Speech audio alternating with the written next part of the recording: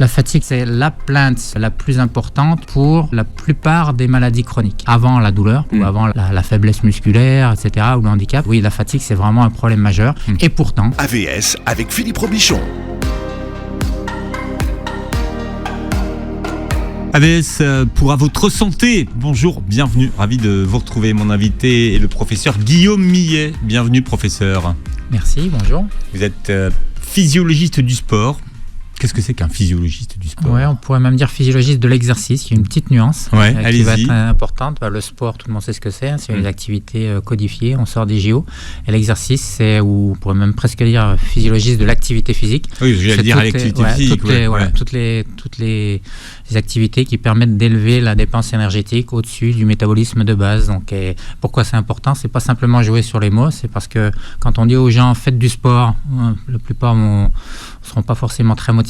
Quand on leur explique que non, il ne s'agit pas d'aller courir un marathon, mais de bouger simplement, ne serait-ce que quelques minutes par jour, on peut en accrocher déjà plus. Donc, c'est pas simplement jouer sur les mots. C'est pas une histoire de terminologie. Il y a une vraie raison pour laquelle on ne parle pas de sport. Le sport santé, c'est simple, tout le monde comprend, et en même temps, pour ces raisons-là, c'est pas forcément idéal de parler de sport santé. Ouais, depuis le temps que j'anime des émissions de santé, j'ai l'impression que chaque année, le nombre de minutes qu'il faut faire pour être en forme diminue. Oui, alors moi je suis pas tout à fait de cet avis, parce effectivement. Parce que maintenant on dit oui, même 20 minutes par jour c'est bien. Alors, ça c'est vrai, effectivement. Mais avant on n'était pas sur 20 minutes par jour, hein. On disait il faut au moins plus de 30 minutes, si c'est pas 40 pour que ça fasse de l'effet. Et là on a divisé par deux quand même. Et avant il fallait mouiller la chemise. Oui et non, c'est-à-dire que effectivement avant les recommandations de l'OMS c'était 150 minutes, ils se sont rendus compte que finalement le plus on en faisait le mieux c'était, donc ils sont passés de 150 à 300 minutes par semaine. Sachant qu'il faut bien garder en tête que ça c'est un minimum d'activité physique. Ça fait 5 heures. Hein. Ouais, alors le plus on en fait, on peut largement aller au-dessus des 5 heures parce qu'il y a cette idée reçue qui veut que quand on fait trop d'exercices, on est moins en forme et qu'il y a une espèce d'optimum, une espèce de courbe en U. Et c'est pas du tout vrai, c'est pas du tout une courbe en U, c'est une courbe en J à la limite quand on en fait vraiment beaucoup. Moi, je m'intéresse également aux activités d'ultra-endurance, donc effectivement, peut-être que quand on commence à faire 30 heures de sport par semaine, peut-être on peut imaginer que c'est un petit peu moins bon pour la santé, mais en tout cas, il n'est pas vrai de dire que 10 heures de sport par semaine ou d'activité physique par semaine, c'est moins bien que 5. Non, 10 c'est mieux que 5 et 15 c'est mieux que 10. Bien. Vous êtes professeur à l'université Jean-Saint-Étienne et en parallèle de vos activités, quand vous avez du temps, vous avez commencé à le dire, eh bien non seulement vous vous intéressez, mais vous êtes un sportif accompli puisque vous pratiquez des sports d'endurance et notamment l'ultra-trail. Alors je pratiquais il y a quelques années. J'ai arrêté de courir en compétition. Ouais. Je pratique pour mon plaisir, mais plus du tout sous format ultra. D'accord. C'est un sport santé, mais j'essaye de faire un peu plus que les 150 minutes par semaine. Bien. Et votre sujet d'étude, c'est la fatigue. Est-ce que vous avez percé les mystères de la fatigue ? Pas complètement. Puis on essaye de ne pas trop trouver parce qu'après on n'aurait plus de travail en tant que chercheur. Vous êtes co-auteur de Défatiguez-vous, les clés pour retrouver votre énergie quand se reposer ne suffit pas chez Marabout. Alors, c'est le livre de 3 chercheurs passionnés qui travaillent ensemble depuis plusieurs années sur cette thématique de la fatigue, une thématique qui ne semble pas intéresser grand monde et pas les médecins. Pourquoi est-ce que les médecins ne s'intéressent-ils pas à la fatigue ? Alors, si vous le permettez, on va quand même citer justement les noms de mes co-auteurs, parce que je ne crois pas qu'on les a cités encore. Donc, David Dupin et Baptiste Morel. Ils avaient qu'à venir. Hein. Voilà, ils avaient qu'à venir. Si vous voulez les citer, alors là, franchement, moi, je vous le dis. Hein. C'est vous qui êtes là. Alors là, il n'y avait pas assez de place dans la Mini de Laura pour transporter tous les trois. Il n'y avait pas assez de place dans la voiture. Bien, pourquoi est-ce que les médecins ne s'intéressent pas à la fatigue ? Parce que c'est quand même une plainte récurrente, la fatigue. Alors c'est une bonne question, j'ai pas de réponse simple à cette question. La vérité c'est qu'effectivement quand on regarde les cursus de médecine, vous êtes médecin je crois donc vous le savez mieux que moi, il y a pratiquement rien sur la fatigue excusez-moi. Il n'y a pas grand chose non plus sur l'activité physique entre parenthèses, mais sur la fatigue peut-être encore moins. Les raisons je les connais pas très bien, je pense qu'une partie c'est peut-être la complexité, on va en reparler sans doute, des mécanismes de ce qu'on appelle l'étiologie de la fatigue. Et une autre partie, c'est peut-être cette idée, la fatigue, après tout, c'est normal, c'est normal d'être fatigué quand on est malade, il faut l'accepter. Et voilà, nous, on pense que c'est pas forcément une fatalité et qu'on peut essayer de faire quelque chose. Et c'est ce qu'on essaye de développer dans le livre. Il faut combattre le mal par le mal. Et c'est ça qu'on va vous expliquer ce matin. Vous avez peut-être déjà entendu cette phrase à la rentrée. Ça fait 2 semaines qu'on est rentré et on a l'impression de ne pas être parti en vacances. Et les gens sont déjà fatigués à la rentrée. Est-ce que c'est normal ? Non, c'est pas normal, effectivement. Si mais vous l'avez entendu ou pas ? Oui, on l'a entendu tout le temps. On est fatigué. On est fatigué tout le temps, donc on peut se dire que par contraste aux vacances où quand même c'était cool, on est fatigué. Bon, c'est peut-être une histoire de contraste, j'en sais rien. Mais oui, si les gens avaient profité de leurs vacances pour faire un peu d'activité physique, peut-être qu'ils seraient un petit peu plus en forme. Même si en 3 semaines de vacances, on peut pas non plus compenser un an de sédentarité. Alors la fatigue, écrivez-vous, c'est quelque chose de très subjectif. Ça dépend de quelle fatigue on parle. Si on parle de la fatigue du sportif, par exemple, de la fatigue aiguë, mais je ne pense pas que ça soit on en a parlé un petit peu dans le livre, mais c'est pas le sujet principal. C'est pas le sujet de l'émission. Mais ça peut avoir quand même une connotation objective quand on parle de cette fatigue aiguë, qu'elle soit d'ailleurs physique ou mentale. On peut arriver à quantifier les baisses de performance musculaires ou du cerveau avec des tests. Donc ça, c'est relativement objectif. Mais vous avez raison, pour la fatigue chronique, la fatigue pathologique qui est pas normale, on pourra donner sa définition tout à l'heure ou même tout de suite, c'est une fatigue dont on se remet pas, qui est pas réversible, c'est-à-dire que si on se repose, si on dort, eh bien on est toujours aussi fatigué, donc c'est en ça qu'elle est pathologique. Et puis si ça dure comme ça pendant plus de 6 mois, on tombe dans la fatigue chronique, et celle-là effectivement vous avez raison, elle est tout à fait subjective, elle ne peut se mesurer qu'à travers des échelles ou des questionnaires, et donc elle a un côté forcément, comme c'est subjectif, il y a un côté un petit peu culturel aussi de cette fatigue. Oui, et puis chacun a une façon, comme la douleur, alors vous expliquez, vous faites un parallèle avec la douleur, de ressentir la fatigue. Oui, c'est ça. C'est-à-dire on n'est pas tous sujets à la fatigue de la même façon. Il y a des gens, quand vous les écoutez, ils disent qu'ils ne sont jamais fatigués. Et pourtant, ils ont la même santé que vous, a priori, et d'autres qui sont toujours fatigués. Oui, tout ça est très subjectif. C'est la définition de la subjectivité. Et c'est la même chose pour la douleur. Il y a le même stimuli nociceptif. Certaines personnes vont à peine le sentir et d'autres vont se rouler par terre de douleur. Et effectivement, on peut penser que c'est un peu la même chose avec la fatigue. Ouais. Quelle définition vous donnez-vous de la fatigue, alors, si on devait la définir ? La fatigue subjective, c'est donc ou chronique, c'est donc ce manque d'énergie, on peut dire, qui est constant et donc, comme je viens de le dire, on ne récupère pas malgré le repos et qui a des conséquences assez dramatiques sur la vie sociale, la vie professionnelle. C'est une espèce de brouillard dans lequel on est en permanence, ce sentiment vraiment de ne pas pouvoir faire, que tout paraît difficile. Et ça, on continue. C'est ça qui est très handicapant.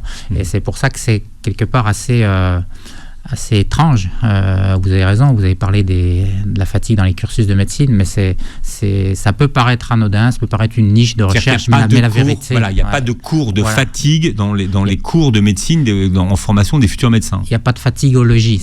Fatigologie, ça n'existe pas. Peut-être on devrait l'inventer. Mais pourquoi ça n'existe pas ? C'est ça la question. On en a parlé au début.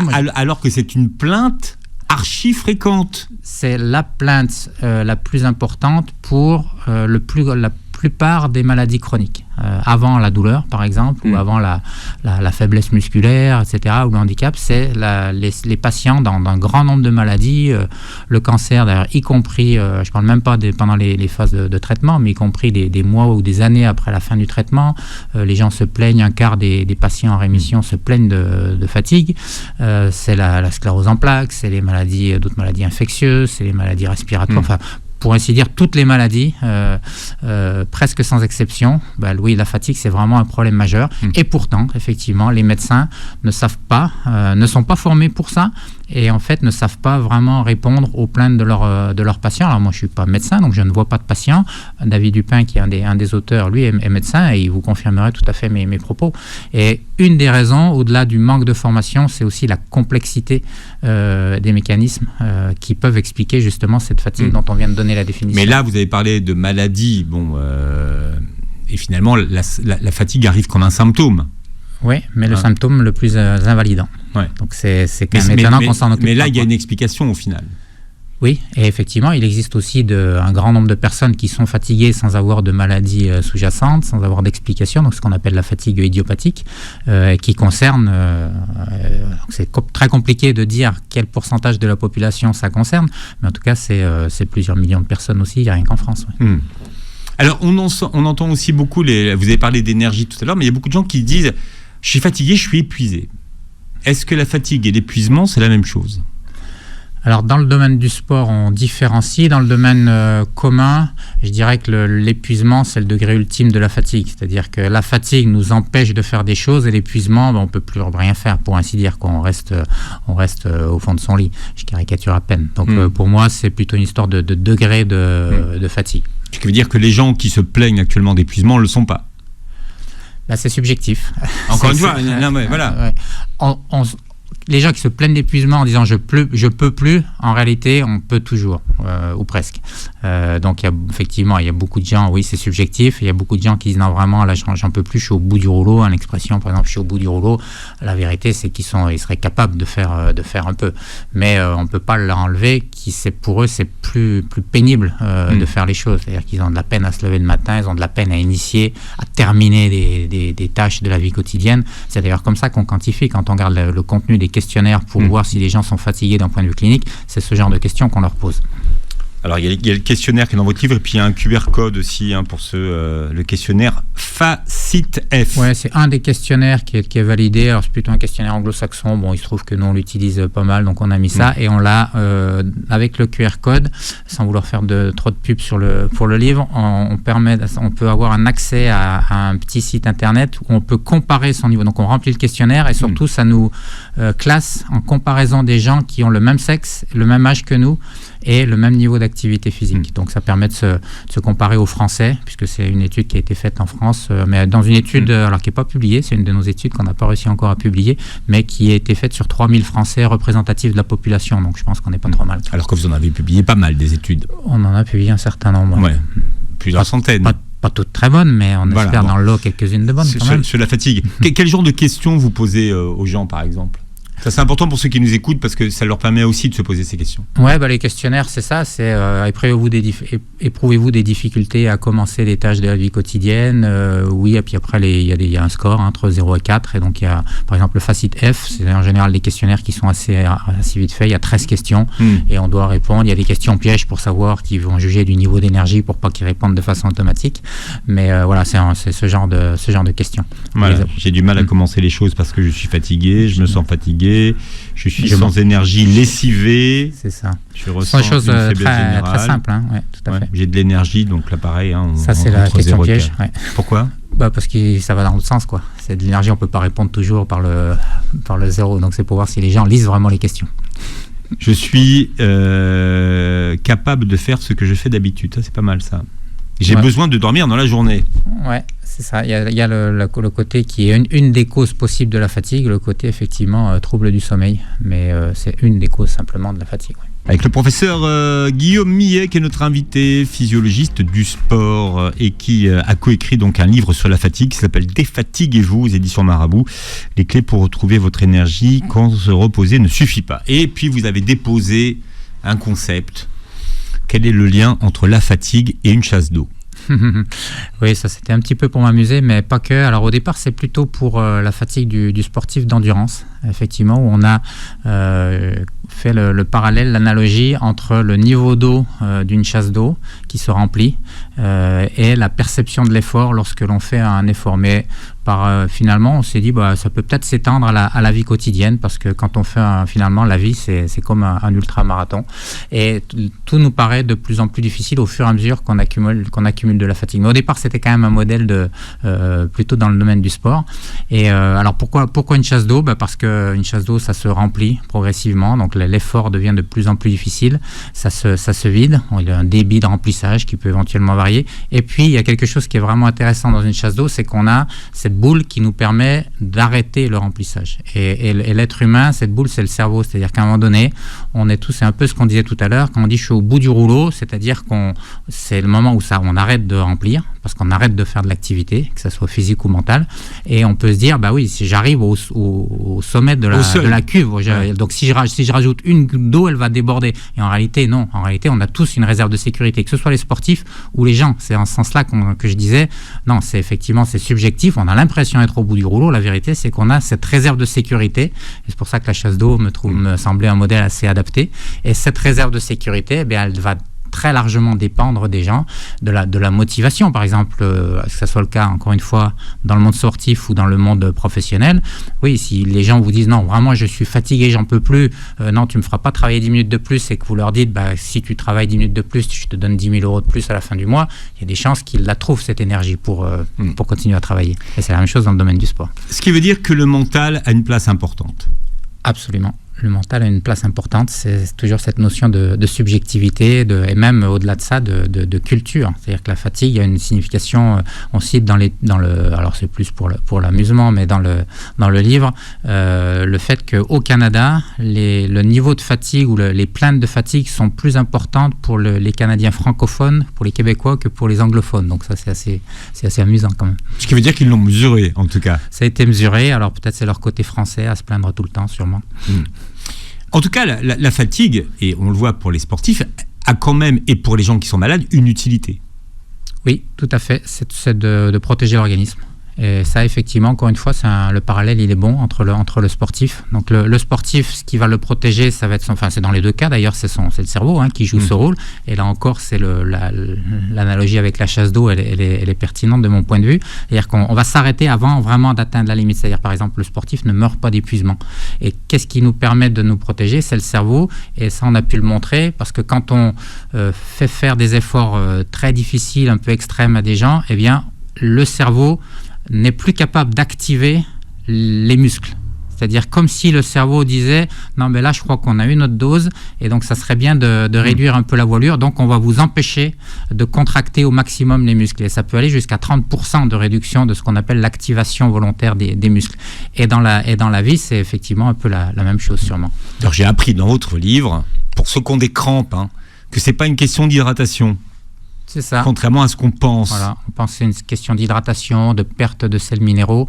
Et en réalité, c'est une question, là encore, de système nerveux, d'excitabilité ce qu'on appelle les motoneurones alpha. C'est peut-être un gros mot, mais c'est les neurones qui vont permettre de contracter les muscles des jambes et des bras, les muscles squelettiques. Mais il y a un truc pour empêcher une crampe d'arriver ? Oui, c'est l'étirement. Ce qui marche le mieux, c'est de s'étirer régulièrement. Et puis quand elle arrive, le seul truc, ce que font les footballeurs, et ils n'ont pas tort, quand dans les prolongations, on les voit coucher par terre avec des crampes, effectivement, on voit que les collègues qui tirent sur les mollets, c'est souvent les mollets, parce qu'ils sont en position raccourcie, donc ils sont très sujets aux crampes. Et effectivement, de tirer sur les mollets, ça permet de mettre en jeu des mécanismes d'inhibition de la commande, justement, nerveuse, et ça permet de relâcher le système. Donc c'est bien une surexcitation des motoneurones, en fait. Et si ça vous arrive la nuit, alors comment vous faites ? Alors les crampes nocturnes, c'est autre chose, effectivement. Là, je vous parle des crampes plutôt du sportif. Du sportif, oui. Les crampes nocturnes, les mécanismes sont moins connus, en tout cas par moi au moins.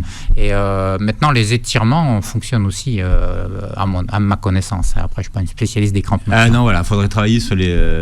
j'en reviendrai dans quelques mois en travaillant les crampes nocturnes. Mais là, je vous parle des crampes du sportif. Bien. Alors, la fatigue, c'est un cercle vicieux.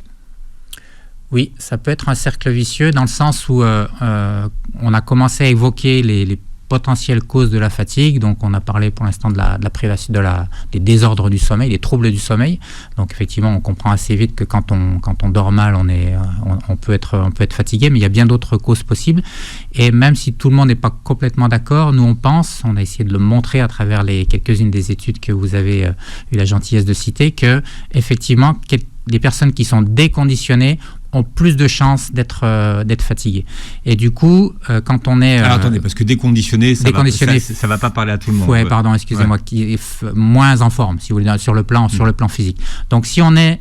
En fait, le cercle vicieux dont vous parlez, c'est quoi ? C'est que si je suis fatigué, donc j'ai qu'une envie, c'est d'aller dans mon canapé. D'accord ? Donc, tout me paraît plus difficile, donc je vais dans mon canapé. Je vais renforcer les comportements sédentaires. Donc, je vais me déconditionner, c'est-à-dire je vais être encore moins en forme, et du coup, le fait d'être moins en forme, puisque ça joue un rôle dans la fatigue, ça va renforcer ma fatigue, qui me donnera encore plus envie d'aller dans mon canapé. Voilà, le cercle vicieux dont on parle. C'est-à-dire que plus on est fatigué, plus on est fatigué. Ça ne s'arrête jamais, en fait. Et du coup, pour lutter contre ça, il faut essayer de mettre le doigt dans dans l'engrenage, de faire tourner la roue dans l'autre sens et de dire oui, j'ai pas envie d'aller faire de l'exercice, mais je vais quand même me forcer à en faire un peu, et pour essayer de montrer aux gens que oui, sur le coup c'est difficile, mais s'ils insistent un petit peu pendant quelques semaines, eh bien en ayant bien sûr de façon très progressive, eh bien ils vont sentir des bienfaits pour leur fatigue, et du coup on peut espérer que ça leur donne envie de continuer. Alors ça marche pas à tous les coups bien sûr, mais globalement c'est comme ça que ça marche, et nous on a l'habitude de dire on va soigner le mal par le mal, c'est ça, on va soigner la fatigue en se fatiguant plus, mais c'est une vraie réalité scientifique qui a été montrée à de nombreuses reprises. Mais ça, j'imagine que certains qui nous écoutent aujourd'hui vont comprendre ce que vous dites. Si vous êtes fatigué, vous passez un week-end chez vous à la maison à regarder des séries, à larver tout le week-end, le lundi vous allez arriver, vous allez être super fatigué, alors que si vous passez un week-end super actif, eh bien vous aurez super la pêche le lundi. Oui, et pourtant c'est pas intuitif. Et pourtant vous serez, je mets des guillemets, reposé. C'est ça. Reposé pendant tout le week-end. Et parfois, on fait des très très longues nuits et on est encore plus fatigué qu'avant la nuit. C'est exactement ça. Alors, si ça paraît évident aux gens qui vous écoutent, tant mieux, mais je ne crois pas que ça soit le cas de tout le monde. Et là, en tout cas, ce n'est pas l'intuition que l'on a. C'est une question d'envie. Donc, on n'a pas envie de le faire parce qu'on est fatigué, donc c'est difficile. Mais il faut, à un moment donné, il faut se forcer un petit peu. Et puis, pas faire n'importe quoi pour pas non plus renforcer sa fatigue, parce qu'après, on a aussi des espèces de week-end warriors qui vont se dire, là, effectivement, ça fait 15 jours que j'ai rien fait, donc je vais compenser en faisant 3 heures de footing. Non, c'est pas comme ça que ça fonctionne. Il faut vraiment essayer d'avoir une activité physique régulière. Et puis si on part de loin, c'est-à-dire si on a été inactif pendant des années, si on n'a pas été actif depuis le lycée ou la fac, eh bien, il faut vraiment y aller très très très progressivement pour pas se blesser, pour pas se surfatiguer et se dire non, ça marche pas son truc. Moi j'essaye de faire de l'activité physique, j'ai suivi ses conseils, j'ai suivi les conseils du livre et je suis encore plus fatigué qu'avant. Non, c'est peut-être que là c'est le mode d'activité qui n'a pas été le bon. Alors il y a des classiques qu'on essaye quand on est fatigué. La caféine. Alors ça fonctionne bien en plus le café c'est plutôt pas mauvais pour la santé.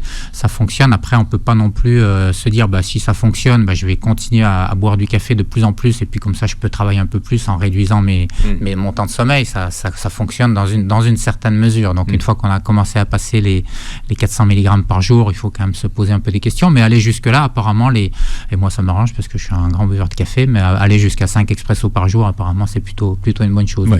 Donc ça fonctionne. Ça a un côté défatigant. Oui, c'est un côté défatigant sur la fatigue mentale et même sur la fatigue physique, mais c'est plutôt en lien avec le manque de sommeil. C'est-à-dire si on est déconditionné, ça va pas forcément jouer. Par contre, si effectivement on est un petit peu privé de sommeil parce qu'on a envie de limiter son temps de sommeil pour être plus performant d'un point de vue professionnel, effectivement, on peut jouer sur la caféine. On peut aussi jouer sur des siestes courtes de 20 minutes. Ce sont des choses assez classiques. Là, on n'invente rien. Pourquoi pas plus long? Parce qu'on ne veut pas rentrer dans un sommeil profond duquel on émerge plus difficilement. Mais on peut même combiner les deux, c'est-à-dire qu'on peut prendre un café, aller faire une sieste courte, le temps que les effets de la caféine... mais ça marche bien, moi je le fais régulièrement. Parce que la caféine n'a pas un effet immédiat, c'est ça qu'il faut comprendre. C'est quoi, 45 minutes après? C'est ça, à peu près 45 minutes, ça commence à 30 minutes, et 45 minutes, 1 heure, c'est là où on a... Après la prise de café, la caféine, Moi c'est marrant, quand je bois un café, j'ai l'impression que ça agit immédiatement. Ça c'est peut-être un effet placebo. Non, vraiment non. Non. Vous, ça agit pas immédiatement? Non. Faut changer de marque. Peut-être. What else? Non, faut pas te faire de pub à la radio. Non, il faut pas. Alors sinon, il faut en citer 3. Les boissons énergisantes, et ça, beaucoup les utilisent. Alors, il y a la fameuse marque rouge à base de taurine, mais il y a... alors moi, je suis pas fan du tout. Non, mais la question, c'est pas d'être fan ou pas, c'est est-ce que ça fonctionne ou pas? Ça fonctionne. Alors, il n'y a pas tant de caféine que ça, apparemment, de ce qu'on a pu voir dans les boissons énergisantes.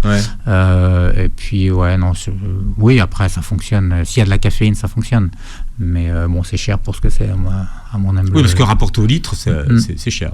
C'est très cher. Et là, c'est vraiment un effet de mode, et puis peut-être même un peu sucré en plus. Effectivement. Les médicaments anti-fatigue qu'on trouve donc en pharmacie. Alors ça, c'est ce qu'on appelle, je crois dans le livre, la poudre de perlimpinpin. Nous, on n'y croit pas une seconde. On ne peut pas se soigner, entre guillemets, ou alléger sa fatigue de façon passive en comptant sur un remède miracle comme ces médicaments anti-fatigue. Il se trouve que ça peut fonctionner si vous êtes réellement carencé. Par exemple, si vous prenez du magnésium, et si par chance, entre guillemets, vous étiez carencé en magnésium, oui, effectivement, ça va améliorer les choses. Mais si vous n'êtes pas carencé en magnésium, quel est l'intérêt de prendre du magnésium? Et puis on peut se dire, bon, après tout, on prend des vitamines, on prend des minéraux, bon, c'est pas grave, au pire des cas... Des cocktails de vitamines. Des cocktails de vitamines, voilà. On peut se dire, au pire des cas, j'ai le droit de dire, parce que c'est un terme médical, on va les pisser. Mais la vérité, c'est que c'est pas aussi évident que ça. C'est qu'effectivement, quand on surcharge en certaines vitamines, il me semble de mémoire, par exemple la vitamine A, ou quand on prend du fer et qu'on n'a pas besoin de fer, oui, effectivement, si on est carencé en fer, il faut prendre du fer, y compris sous forme de supplément. Mais si on n'est pas carencé en fer, eh bien, c'est peut être très mauvais de faire une surcharge en fer, notamment pour le foie. Et si on prend trop de zinc, par exemple, eh bien, on va aussi limiter l'assimilation d'autres minéraux. Donc, c'est pas aussi simple que ça en se disant, bon, c'est pas grave, au pire, qui peut le plus, peut le moins. Non, il faut pas prendre comme ça non seulement ça sert à rien, ça coûte cher et ça sert pas à grand chose, sauf si vous êtes vraiment carencé, mais en plus de ça, ça peut avoir des effets délétères. Ginseng? Oui, ça peut être un petit plus temporaire, ouais. Oui, pourquoi pas. Ouais. Moi, je ne sens pas très convaincu. Oui, non, pas. En tout cas, c'est à la marge. Alors, on parle de la fatigue. Alors, c'est un sujet de rentrée. J'ai invité le professeur Guillaume Millet, qui est avec nous, co-auteur de Défatiguez-vous chez Marabout. Comment savoir si on est fatigué ou pas? En vrai, comment ouais. Parce qu'il y a beaucoup de gens qui disent qu'ils sont fatigués, mais ça se trouve, ils ne sont pas fatigués. Comment on le mesure, ça? Avec les échelles dont on a parlé dans la première partie de l'émission. Donc on remplit les échelles, on a un score, on peut se reporter au site internet qui va nous dire bah oui, vous avez quand même une fatigue qui est anormale, alors avec toutes les limites forcément de ces échelles subjectives, mais il n'y a pas d'autres outils pour réellement mesurer sa fatigue, sauf, comme on l'a dit, la fatigue du sportif, mais c'est pas de ce type de fatigue dont on parle. D'accord. Une fois qu'on a son score et qu'on est fatigué, comment on pratique ? Qu'est-ce qu'on fait? Alors, ce qu'on dit dans le livre, et on y croit fermement, même si peut-être qu'on a un avis un petit peu biaisé parce qu'on est spécialiste d'activité physique, mais c'est peut-être aussi parce qu'on est spécialiste d'activité physique qu'on avait envie de travailler sur la fatigue, c'est que le remède numéro 1, ça ne veut pas dire exclusif, le remède numéro 1, c'est effectivement d'être plus actif, de faire de l'activité physique. C'est donc bouger. Donc vous ça. Dites qu'en l'occurrence, il faut définir les termes, mais activité physique, voilà. Donc c'est ça qu'il faut faire et pas du sport. C'est ça. Il faut quand on dit aux gens faites du sport, ils voient tout de suite le marathon, le match de foot intense ou le match de tennis avec les fameuses crampes dont on a parlé. Et souvent, ça fait un petit peu peur aux gens qui sont réellement sédentaires ou inactifs. Et nous, on n'est pas les seuls, évidemment. Il y a de plus en plus de gens quand même qui font la différence. Et encore une fois, ce n'est pas seulement une histoire de terminologie entre l'activité physique et le sport. Ce qui est important, c'est de bouger, c'est d'être actif et pas de faire du sport. Si en plus on peut faire du sport et même du sport de compétition, c'est pas du tout un gros mot, eh bien c'est encore mieux, mais c'est pas du tout obligatoire. Ce qu'il faut avant, c'est déterminer la fatigue normale de la fatigue pathologique. Donc il faut écarter toutes les autres causes, mais qui pourraient être médicales en fait. Effectivement, alors quand on a dit ça, il faut bien sûr faire une prise de sang pour vérifier qu'on n'est pas anémié, parce que là c'est effectivement une cause de fatigue importante. Ceci étant dit, parmi les différentes causes de la fatigue qu'on a un petit peu citées, mais il y en a plein d'autres, il y a les causes effectivement objectives qui sont liées au fameux déconditionnement, c'est-à-dire que tout nous paraît plus difficile dans la vie quand on n'est pas très en forme, l'anémie, l'inflammation de bas grade, etc. Donc toutes ces causes un peu biologiques et physiologiques, et puis on a à côté ou en parallèle les causes que l'on pourrait appeler psychosociales. Donc le manque de sommeil, ça va là-dedans, l'anxiété, la dépression, qui n'est pas la fatigue, mais les liens, ils sont souvent, parfois on se trompe, on dit les gens sont fatigués, en fait ils sont déprimés, même ce sont deux notions différentes, mais parfois qui sont un petit peu confondues. Les aspects un peu d'isolement social, enfin voilà, toutes ces notions-là font que on se sent pas bien, ça contribue, on va dire, à ce grand bouillon qui est la fatigue.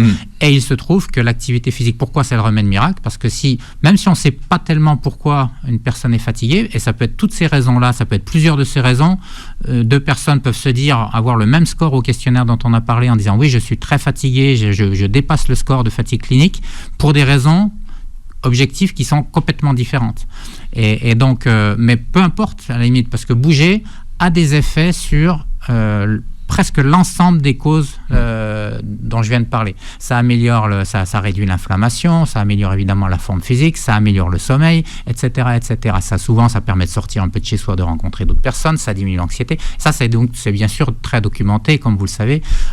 Et donc, on peut se dire qu'à partir du moment où on bouge, bah oui, quelle que soit finalement la cause de la fatigue, eh bien, on a une chance de l'améliorer. Et nous, notre combat, puisque vous me posiez la question hors antenne. Je vous posais la question hors antenne, oui, voilà. C'est-à-dire, on peut, le mot est peut-être un peu fort, mais en tout cas, ce sur quoi on travaille, c'est de dire, OK, si on considère, alors il y a des gens qui n'aiment pas cette notion, moi, elle ne me pose pas de problème, de dire l'activité physique, c'est un médicament.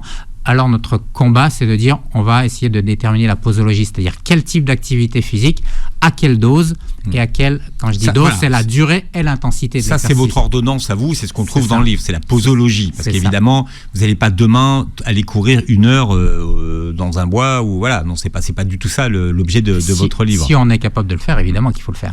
Mais on ne fait pas ça si on se réveille un matin en disant, je vais me remettre à l'activité physique. D'accord. Est-ce que, par exemple, décider de monter les escaliers à pied, ça peut faire partie du bouger? Oui, alors vous parliez tout à l'heure en disant, j'ai l'impression, alors je ne sais plus si c'était hors antenne ou au début de l'émission, en disant, j'ai l'impression qu'on recommande de faire de moins en moins d'activité physique. Non, donc mais pourquoi? Parce qu'au fil des années, on dit aux gens, oui, mais bouger 20 minutes. Bon, moi, je me rappelle d'un temps où on disait, bouger 3/4 d'heure. Oui. Donc je me dis, est-ce que finalement, pour inciter les gens à bouger, on ne leur demande pas d'en faire de moins en moins? En fait, c'est pour essayer, je pense, de ne pas faire peur aux gens en disant, en fait, si vous ne faites pas 150 minutes, ça ne sert à rien, vous êtes en gros, vous êtes des bons à rien, quoi. Et c'est ça l'idée de dire quand même un peu, c'est mieux que rien. Mais, et puis, il y a quand même des études, alors pas forcément que sur la fatigue, mais sur la santé en général, qui montrent que entre quelqu'un qui est complètement inactif et quelqu'un qui ferait effectivement ne serait-ce que 15 minutes par jour, il y a vraiment déjà un gain très significatif. Et puis après, ça, quand on en fait plus, c'est mieux. Mais je crois qu'il faut surtout retenir la deuxième partie de l'assertion, de dire effectivement, quand j'en fais plus, c'est mieux. Mais malgré tout, la première partie, elle existe quand même, effectivement, un peu, c'est déjà mieux que rien. Donc, pour revenir à votre exemple, moi aussi, j'étais le premier, et puis parfois, je le dis toujours avec un peu de condescendance, de dire, oui, bah, effectivement, si votre activité physique journalière, c'est simplement de monter les escaliers, mais en réalité, on ne devrait pas, parce que c'est effectivement, c'est quand même significatif. C'est déjà pas mal, entre les gens qui prennent l'ascenseur systématiquement, si déjà on arrive à leur faire prendre l'escalier. Oui, et puis après, il y a plein de choses que l'on peut faire pour essayer d'inciter les gens. Ce qui est important de comprendre, parce qu'il ne faut pas que les gens culpabilisent en disant « Ouais, ben moi, je suis inactif, oh là là, il dit que si je veux soigner ma fatigue, il faut que je sois actif. » C'est tout à fait normal, en fait, d'être inactif. Pourquoi on l'explique aussi dans le livre, c'est que pendant des centaines de milliers d'années, on n'a eu de cesse que d'être inactif, justement, parce qu'on n'était pas sûr d'avoir de ramener quelque chose de la chasse ou de la cueillette. Et donc, du coup, quand on n'avait pas à se dépenser, justement, pour aller chercher de la nourriture, ben, on restait surtout assis pour essayer d'économiser son énergie. Donc, ce qui a été un bon comportement pendant longtemps, avec les transports actifs, les loisirs actifs, tout est devenu passif. Tout ce qui était actif est devenu passif. Donc, les questions de sédentarité, d'inactivité et les conséquences sur la santé qui sont connues de tout le monde, bien, ce comportement qui était vertueux est devenu problématique. Et donc, c'est normal qu'on ne peut pas changer comme ça. Et ça remonte à quelques décennies. On ne peut pas changer de comportement. L'être humain ne peut pas changer de comportement en 70 ans. Donc, c'est normal qu'on n'ait pas envie. Mais il faut se forcer. C'est comme pour les brocolis. Il faut se forcer. Oh, c'est bon, les brocolis. Moi aussi, j'adore ça. Mais j'aimais pas ça. Je me suis forcé. C'est bon. À la béchamel.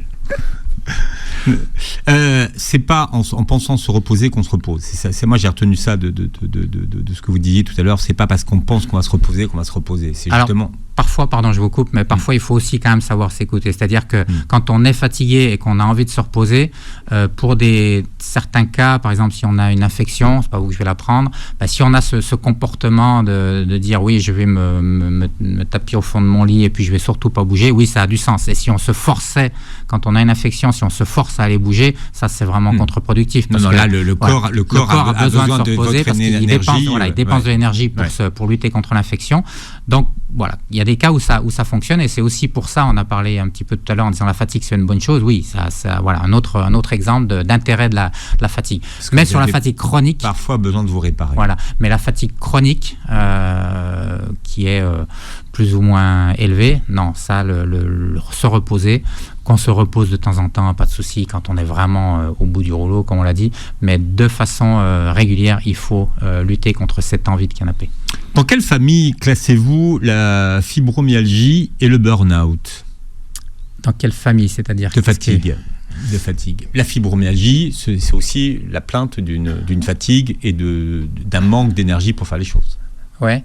Et alors, quand vous dites famille, vous voulez entendre voilà, quoi ? Donc c'est quoi ? Ils sont des fatigués chroniques ? Oui, ce sont des maladies un peu comme le syndrome de fatigue chronique où on n'a pas de. Alors, c'est quoi ce syndrome de fatigue chronique ? C'est un peu la fatigue poussée à son paroxysme où les gens sont réellement fatigués et contrairement, c'est quand même important de le mentionner parce qu'il y a quand même la prévalence exacte du syndrome de fatigue chronique est pas vraiment connue. En tout cas, il y a un nombre quand même assez significatif de personnes qui sont réellement atteintes de cette pathologie.